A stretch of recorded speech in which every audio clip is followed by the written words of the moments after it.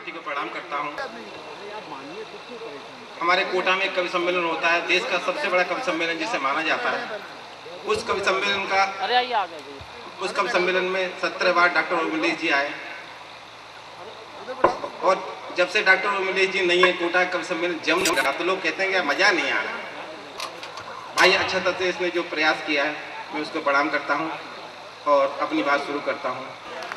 और मित्रों, मेरे बहुत सारे दोस्त खड़े हुए हैं, मैं चाहता हूँ कि अच्छा पड़ोस देख के कहीं बैठ जाएं तो बढ़िया है, क्योंकि इस देश में चुनाव होते रहते हैं। इस देश में कुछ समय पे हो न हो, चुनाव जरूर समय पे होते हैं।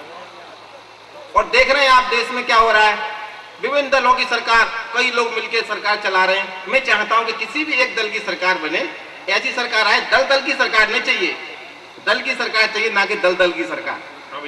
तब कहना चाहता हूं, सुनिएगा कि सारे मतदाताओं से एक ही निवेदन है, बार बार संसद त्रिशंकु न बनाइए। कि सारे मतदाताओं से एक ही निवेदन है, बार बार संसद त्रिशंकु न बनाइए। और देश के ललाट पे कलंक है जो राजनेता संसद का, आप उन्हें मुंह न दिखाइए। कि नाम तो है सीताराम, रावण से करे काम, धतूरे के फूलों से गुलदस्ते न सजाइए। और सारे देशवासियों का अब यह मानना है, बजा लो पहले बजा सारे, कि सारे मतदाताओं से एक ही निवेदन है, बार बार संसद त्रिशंकु न बनाइए। और देश के ललाट पे कलंक है जो राजनेता संसद का, आप उन्हें मुंह न दिखाइए।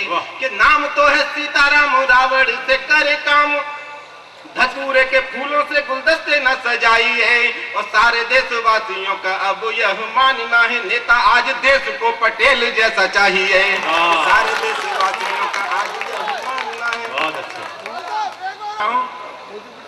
कि सारे मतदाताओं से एक ही निवेदन है, बार बार संसद त्रिशंकु न बनाइए। कि सारे मतदाताओं से एक ही निवेदन है, बार बार संसद त्रिशंकु न बनाइए। और देश के ललाट पे कलंक है जो राजनेता संसद का, आप उन्हें मुंह न दिखाइए। कि नाम तो है सीताराम, रावण से करे काम, धतूरे के फूलों से गुलदस्ते न सजाइए। और सारे देशवासियों का अब यह मानना है, नेता आज देश को पटेल जैसा चाहिए। कि सारे देशवासियों का अब यह मानना है।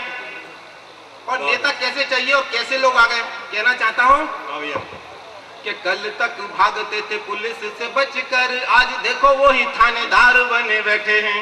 अच्छा। कि कल तक भागते थे पुलिस से बचकर, आज देखो वो ही थानेदार बने बैठे हैं। और योग्यता के आधार पर बनते न चपरासी, आज देश के वो कर्णधार बने बैठे हैं। कि धर्म व समाज पे जो जुल्म करते रहे, वो आज कल युगी अवतार बने बैठे हैं। और कवि की वाणी तो कहती है सिर्फ इतना ही, जाने माने गुंडे सरकार बने बैठे हैं। और मित्रों, बांग्लादेश हमारा पैदा किया वो बच्चा हमारे 15 सैनिकों की हत्या कर देता है और हमारे देश की सरकार कुछ नहीं कर पाती है, 5 दिन तक प्रतिक्रिया व्यक्त नहीं करती है। 6वें दिन कहती है कि ये तो सामान्य सी घटना थी। तब मित्रों, मैं शक्ति की बात करना चाहता हूँ। मेरी शक्ति का तात्पर्य इच्छा शक्ति से भी है। एक कविता पढ़ना चाहता हूँ, सुनिएगा। स्वागत है, पढ़िए। खींच लो भैया। हाँ भैया खींच ले, दशहरे पे काम आएगा। सुनिएगा। हाँ भैया। कि शक्ति होती तो 62 में चीनी हमला ना होता। कि शक्ति होती तो 62 में चीनी हमला ना होता। शक्ति होती तो भारत दुनिया के आगे ना रोता। शक्ति होती तो फिर मानसरोवर भारत में होता। 1 इंच भूमि भी पूर्वोत्तर की भारत ना खोता।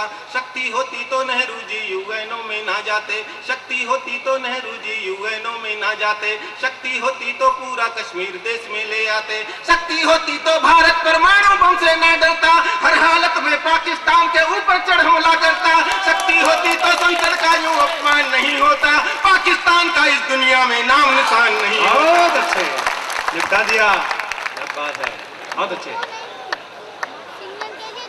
शक्ति होती तो 62 में चीनी हमला ना होता।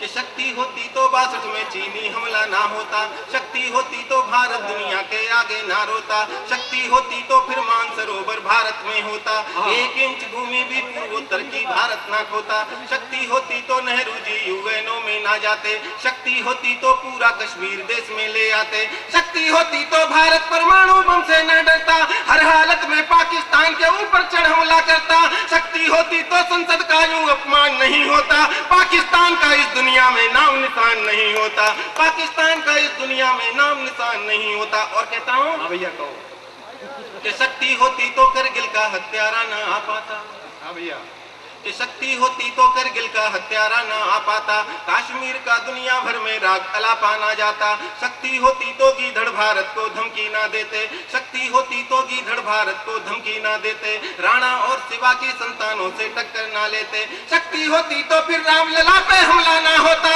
भारत भू पर दुश्मन आतंकों की फसलें ना बोता, शक्ति होती तो ढाका की इतनी हिम्मत ना होती, ढाका रानी दिल्ली के आगे माथा टेके रोती, जब तक गांधी वाली नीति पर तुम चलते जाओगे, एक नहीं दोनों गालों पे 100 चाटे खाओगे, एक नहीं दोनों आओगे। क्या बात, बहुत अच्छे, यही है, मजा आ गया। दुनिया भर में राग अलापा ना जाता, शक्ति होती तो गीधड़ भारत को धमकी ना देते, राणा और शिवा की संतानों से टक्कर ना लेते, शक्ति होती तो फिर अक्षरधाम पे हमला ना होता, शक्ति होती तो फिर रामलला पे हमला ना होता, भारत भू पर दुश्मन आतंकों की फसलें ना बोता, शक्ति होती तो ढाका की इतनी हिम्मत ना होती, ढाका रानी दिल्ली के आगे माथा टेके रोती, जब तक गांधी वाली नीति पर तुम चलते जाओगे, एक नहीं दोनों गालों पे 100 चाटे खाओगे, एक नहीं दोनों गालों पे 100 चाटे खाओगे, कब तक भारत माता के बेटों की बलि चढ़ाओगे। कश्मीर में रोज सही बात है, सही बात है, नरेश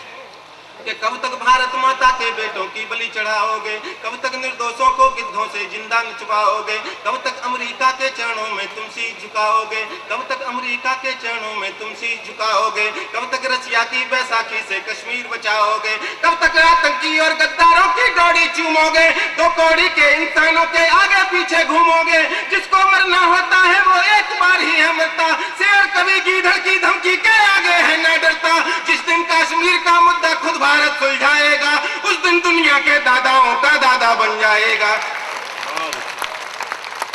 बहुत अच्छा नरेश, कि जिस दिन कश्मीर का मुद्दा खुद भारत सुलझाएगा, उस दिन दुनिया के दादाओं का दादा बन जाएगा। और मित्रों इतिहास में चलिएगा कि शक्ति के बल पर गोरा बादल ने नाम कमाया था, बहुत अच्छे, कि शक्ति के बल पर मंगल पांडे ने नाम कमाया था, भगत सिंह ने फांसी चढ़कर मां का मान बचाया था, शक्ति के बल पर शेखर ने दुश्मन को ललकारा था, ऊधम सिंह ने जनरल डायर को लंदन में मारा था, शक्ति के बल पर सुभाष ने अपनी फौज बनाई थी, अंग्रेजी सेना के सम्मुख भारी मार मचाई थी, शक्ति के बल पर पटेल ने पूरा भारत जोड़ दिया, सारे रजवाड़ों के राजाओं के भ्रम को तोड़ दिया, सच मानो तो भारत की भूमि पर वो ध्रुव तारा था, पूरा भारत जिसको अपनी जान से बढ़कर प्यारा था, पूरा भारत जिसको अपनी जान से बढ़कर प्यारा था। और मित्रों इतिहास में चलेगा कि शक्ति के बल पर ही झांसी की रानी इतिहास बनी।